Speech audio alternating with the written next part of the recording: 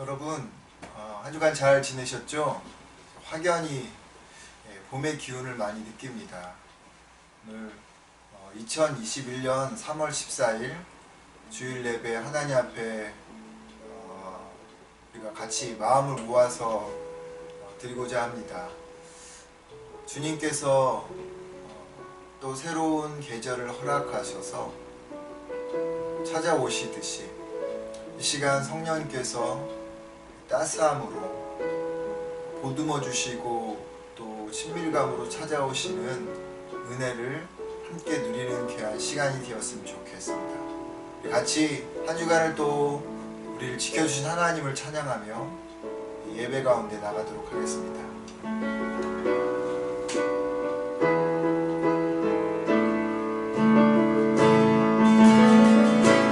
감사하신 하나님, 에베네셀 하나님, 살아계신 하나님, 에베네셀 하나님. 여기까지 인도하셨네요. 여기까지 인도하셨네. 감사하신 하나님, 여기까지 인도하셨네. 여기까지 인도하셨네. 살아계신 하나님, 감사하신 하나님, 에베네셀 하나님, 살아계신 하나님, 에베네셀 하나님, 살아계신 감사하신 하나님, 에베네셀 하나님, 에베네셀 하나님, 살아계신 하나님, 살아계신 하나님, 에베네셀 하나님, 에베네셀 하나님. 장래도 인도하셨네. 장래도 인도하시니 감사하신 하나님, 장래도 인도하시니, 장래도 인도하시니, 살아계신 하나님, 감사하신 하나님, 에베네셀 하나님,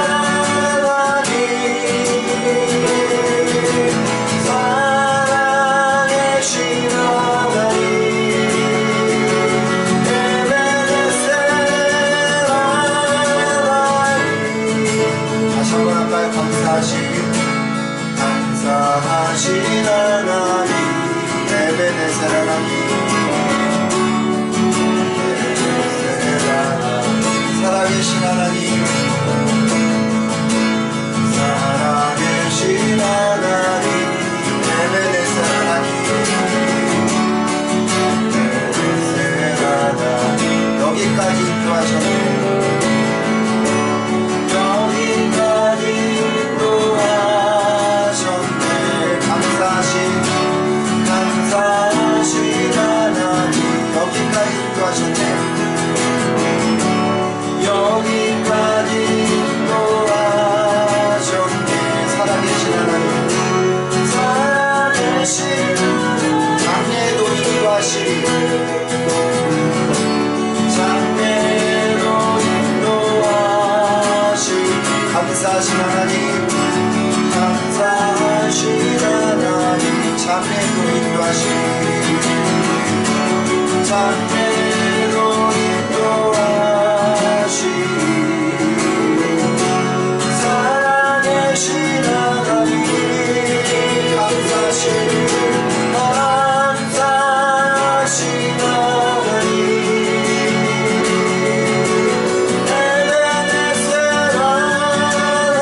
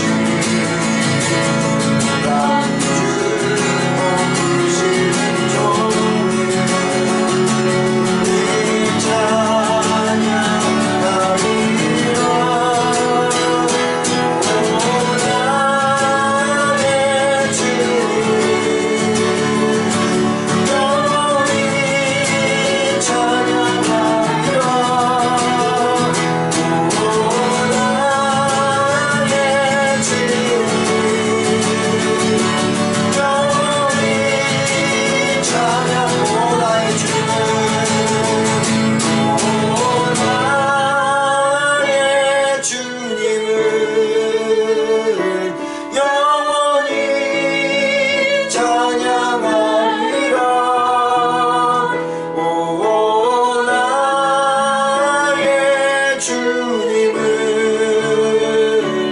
영원히 찬양하리라. 이 시간 한 주를 돌아보면서 하나님 앞에 같이 기도하며 나아가도록 하겠습니다.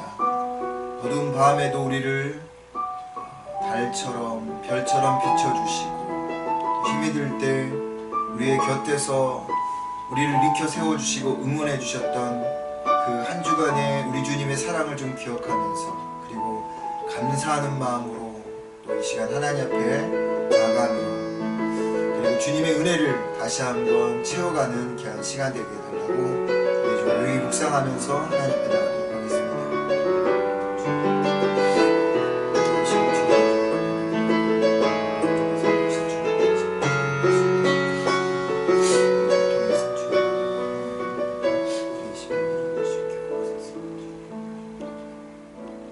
여호와는 내게 복을 주시고 너를 지키시기를 원하며 여호와는 그의 얼굴을 내게 비추사 은혜 베푸시기를 원하며 여호와는 그 얼굴을 내게로 향하여 드사 평강 주시기를 원하노라. 아멘. 찬송가 3장 같이 부르겠습니다.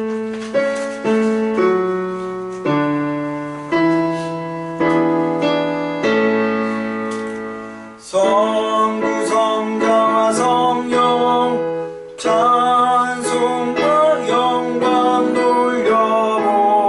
돌려보내세 대초로 지금까지 또 영원 무궁토록 성삼위께 영광 영광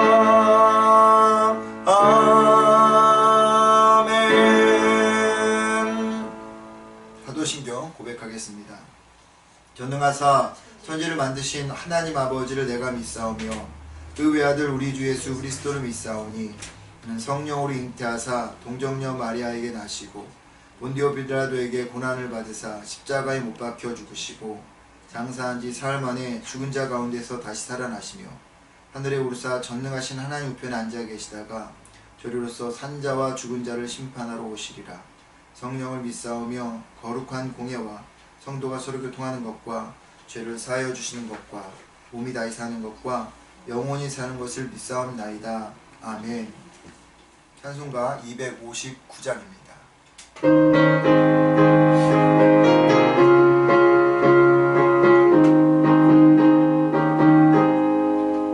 예수 십자가에 흘린 피로써 그대를 씻기어 있는가. 더러운 죄 회개하는 능력을 그대는 참지 않은가. 예수의 보혈로 그대는 씻기어 있는가. 마음속에 여러 가지 죄악이 깨끗이 씻기어 있는가. 주 예수와 만나서 오늘 함께 그대는 행복을 하는가. 아무 때나 어디서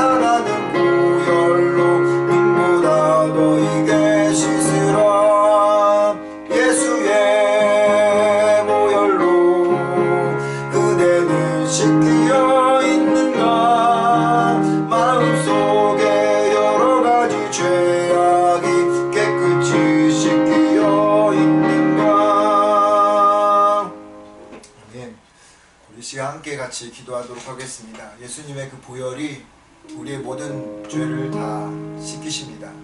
한 주간 동안 우리가 주님 앞에 살면서 부지중에 지었던 죄, 알게 모르게 지었던 죄들 시간 좀 하나님 앞에 회개하며 주의 보혈로 우리를 다 덮게 해달라고, 다시 정결한 몸으로 하나님 앞에 살아가는 자가 되게 해달라고 기도하시고요.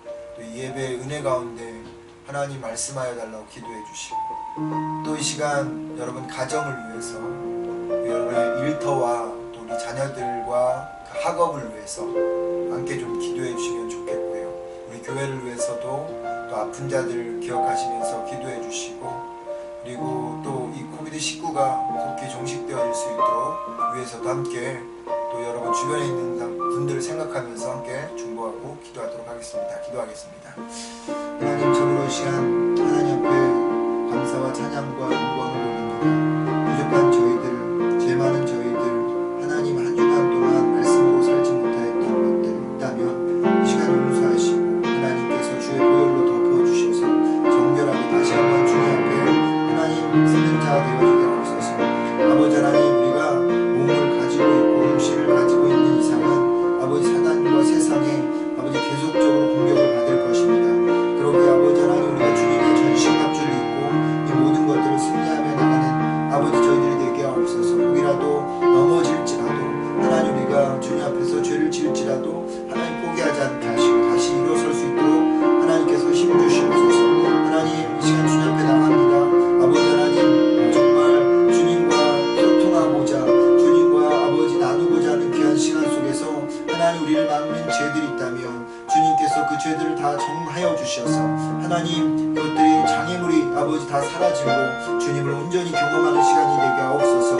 사랑과 우리가 충만하신 아버지, 이 아버지 하나님께서 주신 귀한 예배 시간을 하나님의 은혜를 부어주셔서 우리 각자 아버지 하나님 가지고 있는 마음들 다 내려놓고 주님께 집중하고 하나님의 참으로 귀를 열고 주의 음성을 들을 수 있는 자가 되게 하옵소서. 살아계신 하나님의 말씀이 하나님 우리의 마음속에 펴져서 하나님 그 말씀을 통해서 우리의 인생이 바뀌어지게 하시고 하나님 우리의 결단과 의지가 아버지 새롭게 되어지는 귀한 시간 되게 하옵소서. 주님, 우리의 아버지 하나님 가정을 지켜주옵소서.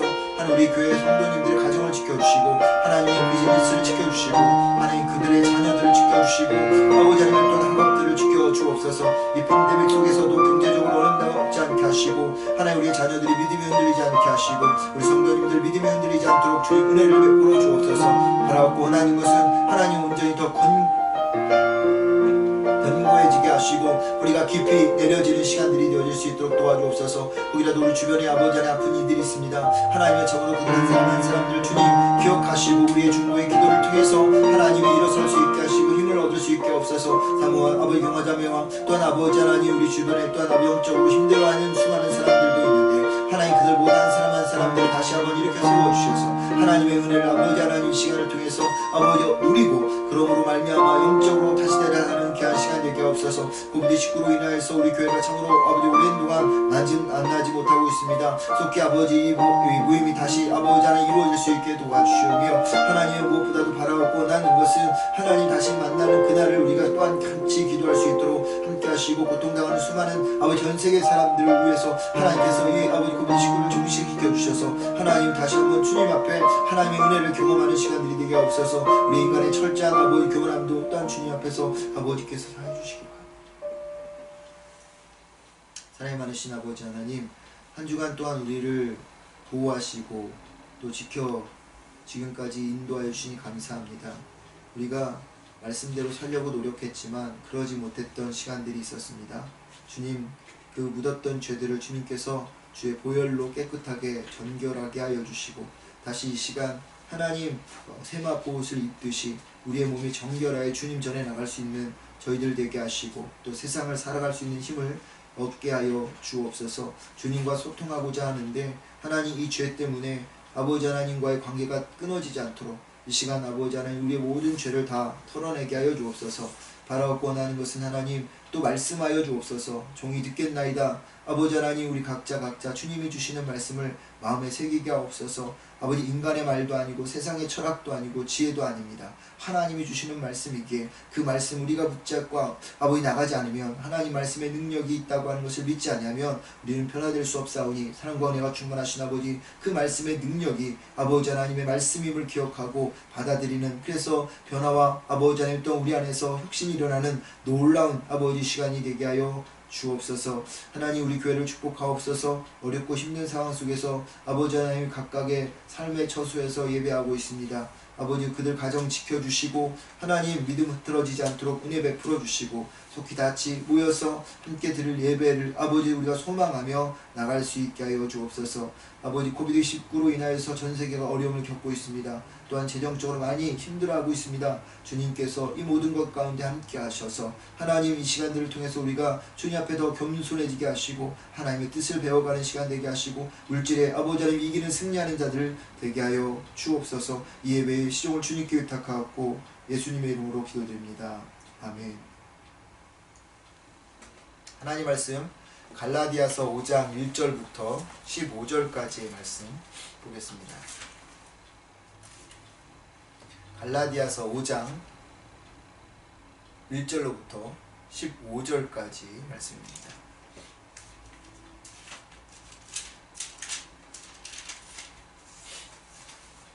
같이 우리 한 목소리로 교독하도록 하죠. 제가 한 절 읽고 여러분 한 절 읽고 하겠습니다. 먼저 제가 읽겠습니다.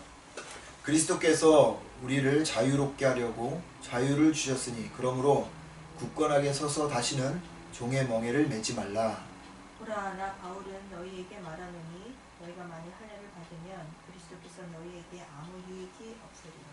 내가 할례를 받은 각 사람에게 다시문 하노니 그는 율법 전체를 행할 의무를 가진 자라. 율법 안에서 의롭다함을 얻으려 하는 너희는 그리스도에게서 끊어지고 은혜에서 떨어진 자라. 우리가 성령으로 믿음을 따라 의의 소망을 기다리노니 그리스도 예수 안에서는 할례나 무할례나 효력이 없으되 사랑으로서 역사하는 믿음뿐이니라. 너희가 다름질을 잘 하더니 누가 너희를 막아 진리를 순종하지 못하게 하더냐. 그 권면은 너희를 부르신 이에게서 난 것이 아니니라. 적은 누룩이 온 덩이에 퍼지느니라. 나는 너희가 아무 다른 마음을 품지 아니할 줄을 주 안에서 확신하노라. 그러나 너희를 유동케 하는 자는 누구든 심판을 받으리라. 형제들아, 내가 지금까지 할례를 전한다면 어찌하여 지금까지 박해를 받으리요. 그리하였으면 십자가의 걸림돌이 제거되었으리니. 너희를 어지럽게 하는 자들은 스스로 베어버리기를 원하노라. 형제들아, 너희가 자유를 위하여 부르심을 입었으나 그러나 그 자유로 육체의 기회를 삼지 말고 오직 사랑으로 서로 종노릇하라. 온 율법은 내 이웃 사랑하기를 내 자신같이 하라 하신 한 말씀에서 이루어졌나니. 만일 서로 물고 먹으면 피차 멸망할까 조심하라. 아멘. 교회 소식인데요. 특별한 교회 소식은 없습니다. 같이 예배드리는 여러분들 축복하고요. 건강하게 잘 지내셨으면 좋겠고요. 오늘부터 서머타임이 다시 시작되어지는데 우리가 이제 같이 모이면 광고를 할 수 있겠지만 같이 모여서 예배드리지 못하고 있는 상황이니까 여러분 잘 적응하고 있으리라 생각합니다. 그리고 사순절이 계속 진행되어지고 있는데요. 보내드리는 묵상 하시면서 여러분의 신앙과 믿음이 이 사순절 기간 동안 더 깊어지는 그런 시간이 되셨으면 좋겠습니다. 오늘 하나님 말씀 보도록 하겠습니다. 하나님 말씀 갈라디아서 5장 1절로부터 15절 말씀인데요.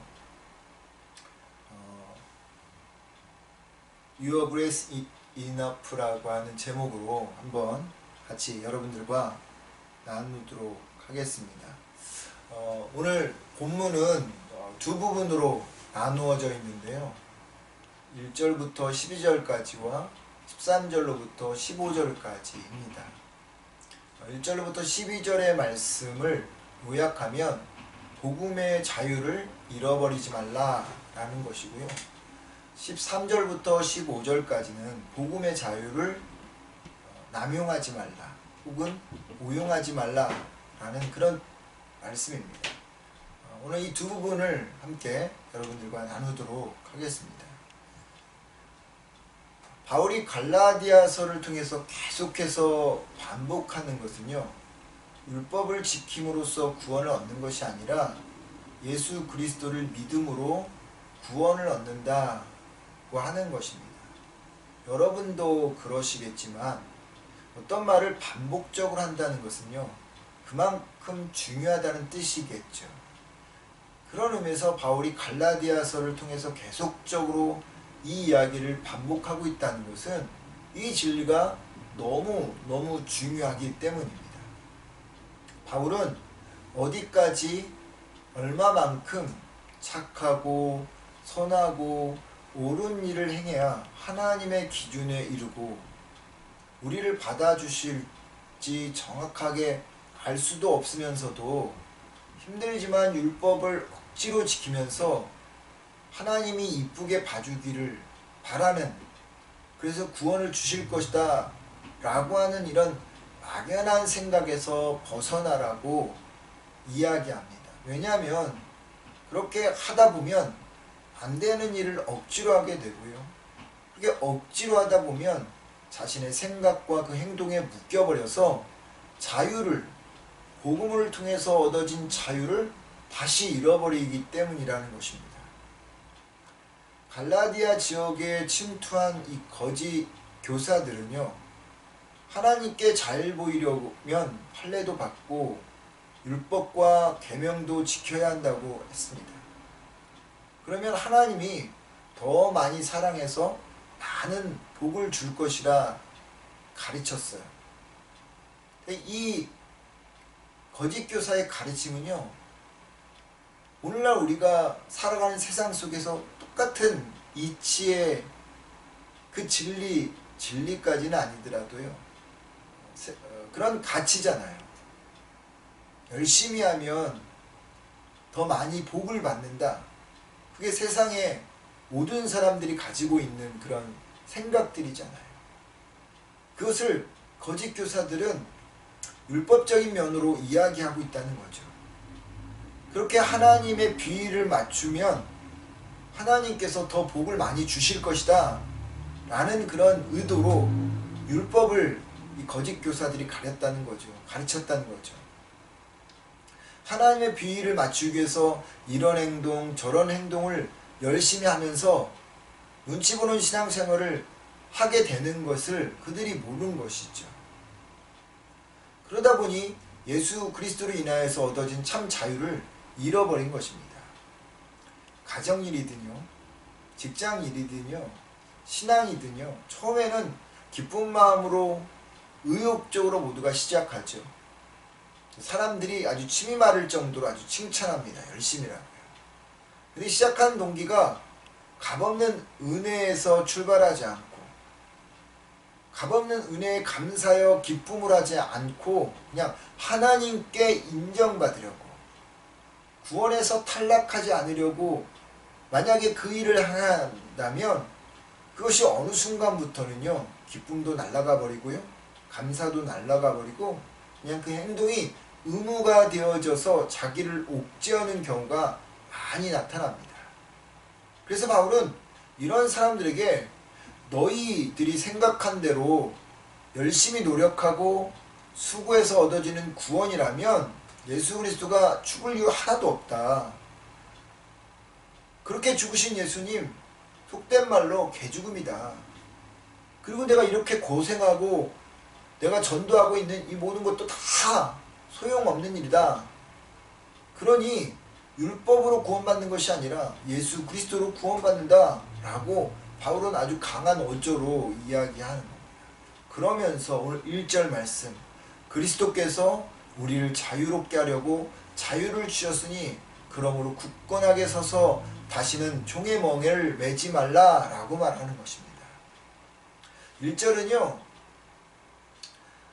1절부터 12절까지 요약한 구절이면서 어찌 보면 갈라디아서의 주제절일 수도 있습니다. 1절은 우리들에게 복음의 자유를 잃어버리지 않기 위해서 두 가지를 말하고 있는데, 첫 번째가 굳건하게 서야 한다고 하는 것입니다. 자유의 복음을 지키기 위해서는, 자유의 복음이 흔들리지 않게 하기 위해서는 굳건하게 해야 한다라는 것인데요. 이 굳건하게 서 있다라는 말은 군대 용어예요. 그러니까 철통 경계를 한다, 이런 의미입니다. 군인들은 적들이 침투하지 못하도록 부대를 지키기도 하고 한팔선을 지키기도 하죠.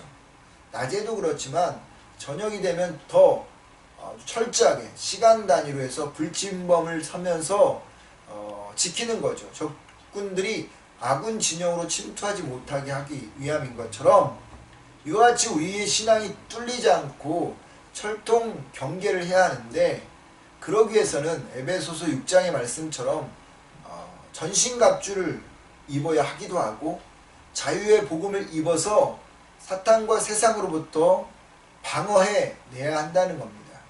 흔들리지 않기 위해서, 뚫리지 않기 위해서 꼭 필요한 자유의 복음을 우리가 가져야 되는데, 여러분, 우리가 굳건하게 설 수 있는 유일한 방법이 있다면 그것은 여러분 경험하는 거예요. 자유의 복음을. 복음이 주는 자유함과 해방을 경험하지 않고서는 여러분 우리는 믿음을 지켜내기가 쉽지는 않습니다. 꼭 한 가지 기억해야 할 것은, 철통 경계를 한다는 말은 뚫릴 수도 있다라는 의미를 함께 포함하고 있다는 거예요. 철통 경계는 우리가 분명히 해야지만, 이 철통 경계를 한다 해서 100% 다 막아낼 수 있는 것은 아니라는 말 자체의 의미가 그 안에 들어있다는 거예요. 철저하게 지키고 흔들리지 않도록, 무너지지 않도록 하지만 뚫리기도 하고 흔들리기도 하는 것이 믿음이라는 거예요. 신앙이 뚫릴 수 있다, 이 말은 복음을 통해서 얻은 자유를 잃어버릴 수도 있다라는 말인 거죠. 어떤 분들은 구원을 얻으면 만능이 되고 슈퍼맨이 되는 줄을 알아요. 한 번 해병은 영원한 해병이라고 이렇게 말하는 것처럼, 한 번 구원은 영원한 구원이라고 이렇게 생각하는 분들이 있다고 하는 거죠. 근데 아니에요. 구원은 잃어버려지기도 하고 또 떨어져 나갈 수도 있다는 것입니다. 4절에 보면, 율법 안에서 의롭다함을 얻으려고 하는 너희는 그리스도에게서 끊어지고 은혜에서 떨어진 자로다 라고 말한 것입니다. 이것도 하고 저것도 하는, 그래서 일을 많이 하는, 또 정의감에 불타서 행동하기도 하고요, 봉사를 많이 하기도 하고 섬기기도 하고, 심지어는 순교자가 된다 하더라도 그것이 하나님께 인정받으려는 그 율법적인 동기로 하는 것이라면 그리스도와 끊어진 행위고 은혜에서 떨어지는 일이다 라고 하는 것입니다. 그러면 기쁨과 감격이 없어지고, 말씀드린 것처럼 의무만 남게 되어지는 거예요. 그리고 그 다음부터는 신앙이, 믿음이 올무가 되어지는 거죠. 신앙생활은 하나님에게 잘 보여서 더 많은 사랑과 복을 받아내려는 수단도 아니고, 해도 끝없는 율법에 치이면서도 벌받지 않으려고 억지로 계속해야 하는 의무도 아니라는 거예요. 그렇게 하다 보면 오히려 하나님과의 관계만 더 악화될 뿐입니다. 그럼 번아웃 되는 거죠. 그래서 그리스도의 사랑에서 끊어지기도 하고 은혜에서 떨어져 나가기도 하는 거죠. 여러분, 신앙의 본질은 자유함입니다. 그리스도 예수가 우리에게 주신 자유함을 붙드는 것이 신앙생활이에요. 그 자유함 속에서 하나님을 섬겨나가는 것이 신앙생활이라는 거예요. 여러분, 그렇기 때문에 복음의 자유를 잃어버리지 않도록 우리가 있어야 할 자리에 있지 않고 잊지 말아야 할 자리에 있는 일을 줄여야 합니다. 할 말을 하지 않고 하지 말아야 할 말들을 줄여야 하는 거죠. 해야 할 일을 하지 않고 하지 말아야 할 일들을 하는 행위를 중단해야 합니다. 그래야 자유를 잃어버리지 않게 되어지는 거예요. 바울은 두 번째로 다시는 종의 멍에를 매지 말라고 말하죠. 잘 아는 것처럼 멍에는 밭을 가는 그 두 마리의 소에다가 따로따로 움직이지 않도록 묶어두는 안장과 같은 거잖아요. 멍에가 있으면 소가 제 마음대로 움직이지 못하도록 합니다. 자유를 제약하는 거죠. 그와 같이 예수 그리스도를 통해서 율법이라는 멍에를 풀어주었는데 그 멍에서 이제 해방이 됐는데 다시 그 율법이라는 멍에를 맨다는 것은 너무 어리석은 일인 거죠. 하나님은요, 여러분이 어떤 모습이든 제가 어떤 존재이든 있는 그대로 받아주시는 분이에요. 우리가 연약할 때도 죄인 되었을 때도 원수가 되었을 때도 상관없이 독생자를 십자가에 내어주신 분이 하나님입니다. 이게 하나님의 참 사랑이고 참 마음이죠. 근데 하나님의 사랑을 이해 못하고 무엇인가를 해서 기쁘게 해드리겠다고 수고하고 노력한다면 여러분 하나님이 우리에게 베푸신 사랑 그 은혜를 우리가 왜곡하는 거예요. 누군가 여러분들에게 선물을 줬어요. 근데 여러분 그 선물에 감사해서 돈을 준다면 그 선물을 준 사람이 얼마나 기분 나쁘겠습니까? 종종 이야기하지만 아낌없는 부모님의 사랑에 반드시 무언가를 해드려야만 한다는 의무를 가진다면 부모님의 사랑을 곡해하는 거죠. 물론 요즘은 부모님들 중에 자녀들에게 무엇인가 받고자 하는 그런 부모님들도 있어요. 생각해보면 제가 그런 것 같기도 하고. 그러고 보면 부모님의 사랑도 하나님의 사랑과 같지 않는 것이 분명합니다. 하지만 참 부모님은요, 어떤 노력과 수고를 하더라도 절대 그것에 대한 대가를 바라지 않아요. 부모님이 대가를 바란다고 생각하여서 반드시 무엇인가를 해드리려는 한다면 부모님 마음을 100% 이해하지는 못하는 불효자이죠.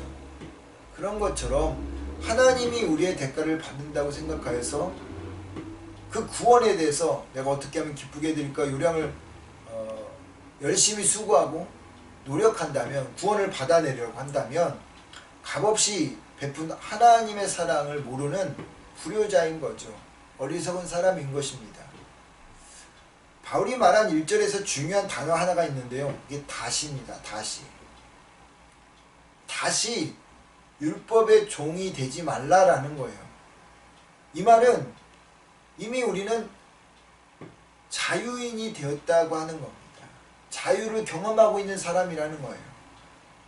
그런데 다시 그 종의 힘들게 하는 그 율법으로 돌아가서는 안 된다고 하는 것이 바울의 이야기인데 베드로후서 2장 22절에 이런 말씀 있잖아요.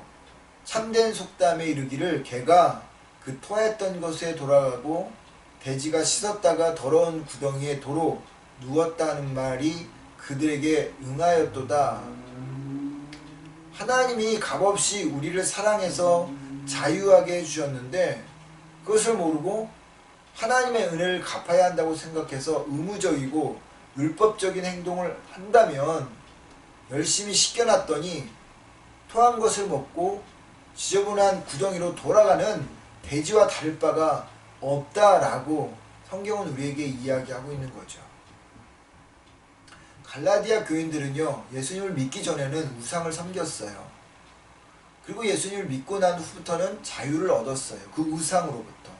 그런데 예수님을 믿고 난 후에 율법이 그들에게 가르쳐줘서 율법을 다시 행해야겠다. 율법을 행해야지만 구원을 얻는다라고 시작한다면 그들이 이전에 예수님 믿기 전에 우상을 섬겼던 그 우상 대신 이번에는 율법이라는 것을 섬기는 거예요. 도덕주의와 같은 그것을 섬기는 것과 똑같은 것입니다. 그러니까 똑같은 행위예요. 다시 우상을 섬기는 것과 같은 것입니다. 토한 것을 다시 먹고 더러운 구덩이로 다시 돌아가는 것이 율법을 행하는 것이 바로 그와 같은 것이다 라는 겁니다. 그렇게 되면 하나님을 알지 못했던 때에 가졌던 그 불안이라든지 죄책감이라든지 버거운 삶으로 다시 돌아가게 되어지는 것이죠. 여러분도 알다시피 지금 미얀마에서는 군사 쿠데타가 일어나서 이에 대항하는 시민운동이 벌어지고 있습니다. 많은 시민들이 총탄에 의해서 죽기도 하고 있는데 그럼에도 멈추지 않고 저항하고 있습니다. 왜일까요? 그들은 자유가 얼마나 중요한지를 알았던 사람들입니다. 미얀마도요, 저희 나라처럼 1980년 5월 18일 날 있었던 광주 사태 같은 일들이 1988년 8월 8일에 있었어요. 그래서 그때 군사 정권에 맞서서 민주화 요구를 하다가 수천 명의 사람들이 죽은 일이 있었습니다. 그리고 나서 다시 평온해졌는데 다시 군사 쿠데타가 일어나니까 그 자유를 잃어버린 것에 대한 두려움 때문에 그들이 자유가 얼마나 소중한 것을 알고 있었기 때문에 그들로서는 피 흘려 자유를 빼앗길 수 없다라고 해서 여전히 민주주의 운동을 벌이고 있는 거죠. 군인들의 총탄에 쓰러져 가면서 말입니다. 자유의 복음을 경험한 사람은요, 다시 예전으로 돌아가지 않습니다. 복음이 주는 자유가 얼마나 소중한지를 알기 때문인 거죠. 그래서 절대로 율법적이고 의무적이고 수동적이고 이기적인 신앙으로 돌아가지 않습니다. 다시 돌아가면 그건 토한 것을 다시 먹는 개, 더러운 구덩이로 다시 돌아가는 돼지와 같은 일이기 뿐이기 때문이죠. 바라는 것은요, 자유의 복음을 굳건히 우리가 지키기를 주님의 이름으로 축원을 드립니다. 그리고 다시 신앙을 의무적으로 율법적으로 하는 그런 멍에를 매지 말고 주님이 주시는 그 자유함 속에 그 값 없는 은혜 속에서 하나님이 우리에게 베푸신 그 사랑을 정말 마음껏 누리는 여러분과 제가 되기를 주의 이름으로 축원을 드립니다. 바울은 이제 11절에서 아주 중요한 말씀을 하고 있어요. 한번 같이 읽어볼까요? 시작. 형제들아, 내가 지금까지 할례를 전한다면 어찌하여 지금까지 박해를 받으리요? 그리하면 십자가의 걸림돌이 제거되었으리니. 전도를 하면서 사람들에게 구원을 얻기 위해서 그리스도 예수를 믿기도 해야 하겠지만 할례도 받아야 한다, 이렇게 바울이 말했다면 십자가가 자신을 걸려 넘어지게 하는 장애물이 되지 않았을 뿐더러 자신의 이야기를 들은 누구도 기분 나쁘하지 않았을 것이고, 그리고 자신도 이런 고생을 하고 있지 않았을 것이다, 이렇게 말하는 거예요. 그러니까 이 말은 바울은 십자가가 자신의 인생길에서 걸림돌이 된다는 것을 알았다는 거예요. 왜 십자가가 걸림돌이 된다라는 것을 알았냐면 유대인들은 십자가가 거리끼는 것이었고 이방인들은 십자가가 미련한 것이라고 생각했기 때문이에요. 그러니까 바울이 유대인들에게도 전하고 이방인들에게도 전하는데 그들이 생각하기를 십자가가 유대인들에게는 거리끼는 것이고 이방인들은 미련한 것이기 때문에 그런 십자가를 계속 전하면 그것을 받아들인 사람들이 얼마나 우습게 생각하고 얼마나 바울을 핍박하겠습니까? 그럼에도 바울이 십자가를 그것이 전해지면 사람들이 자를 핍박할 거라는 것을 알면서도 전한 이유가 왜일까요? 사람들에게 십자가가 패가 망신하는 걸림돌로 생각되었을지는 모르겠지만 바울에게 있어서는 하늘로 가는 디딤돌이라고 여겨졌기 때문에 사람들이 조롱하고 핍박하고 미련하게 생각하더라도 그는 그 십자가를 전하지 않을 수 없었다는 거죠. 걸림돌이라는 단어는 헬라어로 스칸달론이라고 합니다. 스칸달론, 그물을 쳐서 걸려들게 하고 넘어지게 하다, 그런 뜻이에요. 영어 스캔들이 여기서 이렇게 나온 거죠. 유대인들은요, 말씀드린 것처럼 신명기의 말씀에 근거하여서 십자가는 하나님의 저주를 받은 사람이 받는 저주의 상징이라고 생각했고요. 아리스토텔레스나 소크라테스나 플라톤과 같은 철학으로 지혜를 추구하던 그리스 사람들, 로마 사람들에게는 십자가는 아주 무기력하고 무능력한 그러한 상징으로 여겨졌단 말이죠. 쉽게 말하면 십자가를 받는 순간 그들의 인생은 완전 쫑치는 거죠. 종치는 거예요. 망한다고 생각했던 거예요. 그러니까 그러한 그 십자가를 전하는 바울을 얼마나 조롱하고 어리석게 생각하겠느냐는 거죠. 하지만 바울은요, 십자가가 자신을 걸려 넘어지게 하는 걸림돌이 아니라 자신을 새로운 세상으로 인도하는 디딤돌이라고 믿었던 사람이라는 거죠. 그러고 보니 여러분, 똑같은 사람을 보더라도, 똑같은 사물을 보더라도 100이면 100 다 똑같지는 않아요. 어떤 사람은 이렇게 보고 어떤 사람은 저렇게 보는 거죠. 어떤 사람은 똑같은 말씀이 전해져도 은혜 받는 사람이 있고 은혜 받지 못하는 사람이 있는 거죠. 하나님의 은혜를 받아들이는 사람이 있고 밀어내는 사람이 있다는 거예요. 어떻게 바라보느냐에 따라서 하늘과 땅의 차이로 나눠지는 이 모습, 여러분, 그런 의미에서 우리는 바울과 같은 관점을 가지고 있어야 된다고 하는 겁니다. 바울이 세상이 인생을 망치는 십자가로 보았을 때 인생을 새로운 세상으로 인도하는 십자가로 바라보았던 그 바울이 그렇게 본 이유는 하나입니다. 유대인들이 말하는 기적, 헬라인들이 말하는 철학, 세상이 말하는, 로마가 말하는 힘, 지혜, 이런 것들을 가지고는 세상을 바꿀 수 없다라고 바울은 확신했기 때문입니다. 본인도 다 그것을 누려봤는데 그런 것 가지고는 세상을 바꿀 수 없다는 것을 알았다는 거죠. 오직 십자가만이 사람을 변화시키고 세상을 변화시킬 수 있는, 바꿀 수 있는 유일한 길이라는 것을 바울이 알았기 때문에 십자가 하나만으로도 세상을 다 품고 다 담을 수 있다는 것을 알았기 때문에 비웃음을 당하고 조롱을 당하고 그리고 세상 사람들이 너 그거 믿으면 패가 망신해 라고 할지라도 그는 십자가를 자기 인생의 걸림돌로 본 것이 아니라 하나님 나라로 가는 디딤돌로 보게 되어졌다라고 하는 거죠. 유명한 부흥사였던 윌리엄 목사님이 어느 교회 집회에서 인도를 하게 되었습니다. 그 교회 사무원이 설교 제목과 본문을 알려달라고 전화를 해서 이 윌리엄 목사님이 본문은 시편 23편이고요. 제목은 주님은 나의 목자라고 이렇게 했습니다. 그러자 사무원이 그게 전부인가요? 그렇게 물어봤어요. 목사님이 대답합니다. 예, 그것으로 충분합니다. 하고 전화를 끊었습니다. 그리고 집회하기로 된 주일 저녁 그 윌리엄 목사님은 그 교회에 가서 주보를 먼저 받아보았는데 설교도 하기 전에 이 목사님 먼저 은혜를 받은 거예요. 그 교회에 나와 있는 설교 제목이 이거였습니다. 주님은 나의 목자, 그것으로 충분해요. 그렇게 인쇄가 되어져 있는 것을 보고 이 윌리엄 목사님이 그래, 주님 나의 목자시고 그분 한 분만으로도 충분하다. 십자가 하나만으로도 충분하다. 그것을 그가 다 알고는 있었지만 다시 은혜를 깨달은 것입니다. 그렇습니다.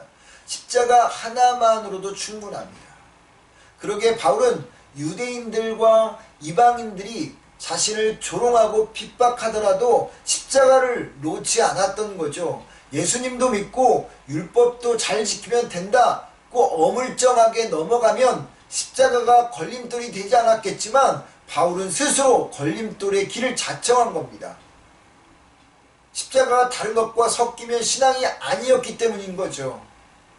여러분, 한약을 지어줄 때요, 한의사들이 한약을 먹으면서 먹지 말아야 될 것도 알려주죠. 보통 뭐 밀가루 음식이라든지 돼지고기라든지 숙주라든지 뭐 이런 거, 무라든지 먹지 말라고 이야기합니다. 왜죠? 약의 효과가 떨어지기 때문인 것입니다. 마찬가지요. 십자가는 모든 것을 커버합니다. 십자가 하나로 충분합니다. 주님의 은혜가 충분합니다. Your grace is enough.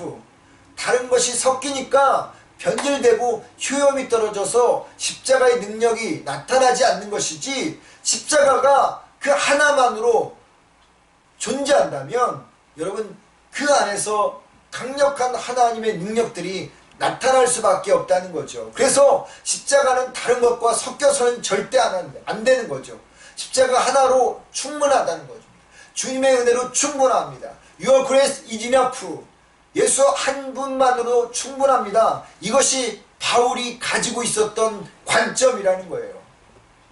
여러분, 그렇기 때문에 우리도 이 바울의 관점 동일하게 가져야 한다는 거죠. 세상 사람들에게 십자가가 우습게 보이고 미련하게 보이고 조롱거리일지라도 우리는 그 십자가만을 붙들어야 한다는 겁니다. 분명 어려움이 있겠죠. 그러나 십자가만을 붙들고 살아가는 삶이 진정한 삶이라는 거죠. 왜냐하면 결국 그 십자가만이 승리하기 때문입니다. 결국에 역전시키는 것은 십자가라는 거죠. 주님의 은혜라는 겁니다. 예수 그리스도밖에 없다는 겁니다. 바라기는 예수님이 보여주신 삶이고 바울이 걸어갔던 그 길을 우리 역시도 걸어감으로, 그 십자가의 길을 걸어감으로 십자가가 우리에게 주는 그 능력을, 그 십자가가 주는 우리의 자유함을 경험하는 여러분과 제가 되기를 주의 이름으로 축원을 드립니다. 바울은 이제 13절로부터 15절에 한 가지 중요한 이야기를 합니다. 복음의 자유를 오용하지 말라고 말하면서, 복음의 자유를 남용하지 말라고 하면서 우리가 어떻게 복음을 사용해야 될지를 말하고 있습니다. 복음은요, 우리를 율법적인 의무와 수고와 노력으로부터 자유케 하죠. 그렇다면 이제부터 율법적인 의무와 수고와 그런 노력들을 어떻게 하면 하지 않을 수 있을까요? 사람들은 생각하죠. 그걸 하지 않기를, 또 우리가 구원받았으니 이제 어떤 수고도 노력도 할 필요가 없다고 말입니다.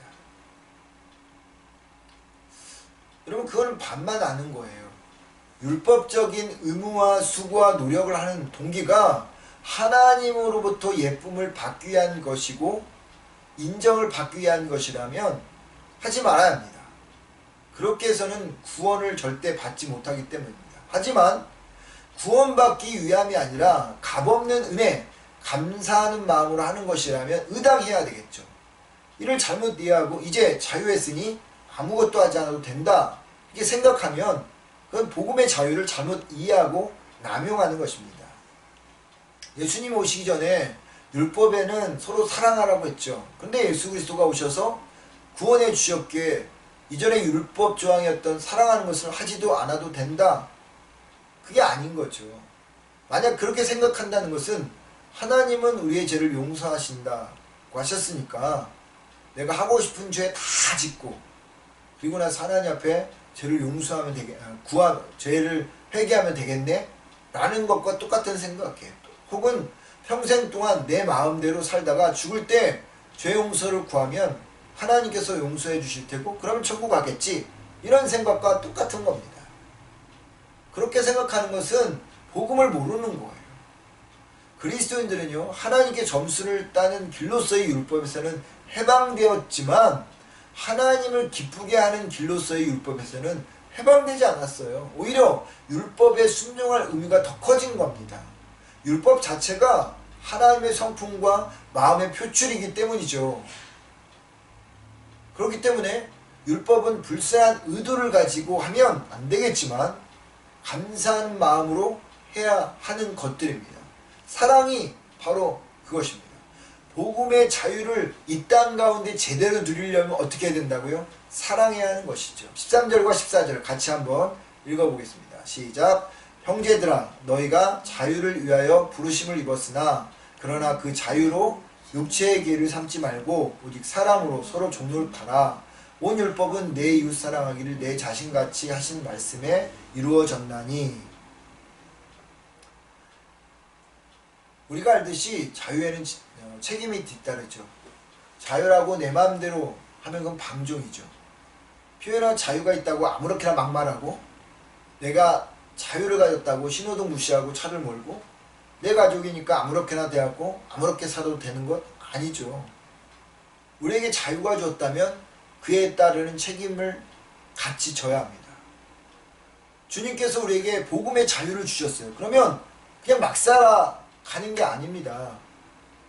우리가 율법에서 해방됐기 때문에, 자유됐기 때문에 이제 율법을 안 지켜도 된다, 내 마음대로 살아도 된다, 아니에요. 하나님 우리에게 책임을 주셨어요. 그 율법을 순종하도록 하는 것인데, 그 율법 순종하는 것의 첫 번째가 뭐라고요? 사랑하는 것이에요.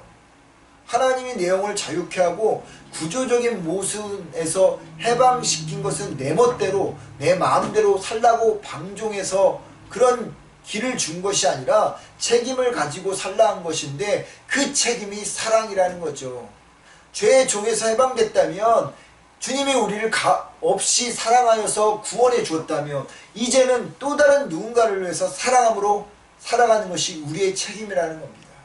무기수로 평생을 감옥에서 사는 사람이 있어요. 어느 날 특별 조치로 사회에서 생활할 수 있는 일이 딱 하루 주어졌다고 생각합시다. 여러분, 이 사람이, 이 무기수가 죽을 때까지 그 감옥에서 살아야 되는 딱 하루 바깥에서 살 수 있는 시간을, 자유를 줬다면 어떻게 사는 것이 가장 가치 있는 것일까요? 나가서 막 먹고 싶은 거 먹고, 그 다음에 마시고 싶은 거 마시고, 뭐 갖고 싶은 것에 집중하여 여러분 시간을 보낸다면, 우리는 그 사람을 어리석은 사람이라 할 것입니다. 그 사람이 가치 있게 살아가는 것은 아마 사랑하는 누군가를 만나는 것, 가족일 수도 있겠고요, 친구일 수도 있겠고, 누군가를 만나는 것, 그리고 혹시라도 내가 용서를 빌어야 될 사람이 있다면 가서 용서를 비는 것, 그게 여러분 그 무기수로서의 최고의 가치, 하루를 보내는 것입니다. 율법의 종에서 복음으로 자유하게 됐다면 그 복음을 가장 가치 있게 사용하는 것은 율법에 순종하는 것인데, 그것이 무엇이냐? 사랑하는 것입니다. 용서하는 것이죠. 섬기고 낮아지는 것이죠. 그러기에 복음은 우리에게 율법에서 해방시켜서 결국 율법을 지키게 하는 겁니다. 복음은 사랑 없이 이기적인 동기로 율법을 지키던 우리의 구습을 없애버린 거죠. 대신 사랑으로 율법을 순종하게 하고, 그리고 그런 마음을 갖도록 마음에 동기를 부여하는 겁니다.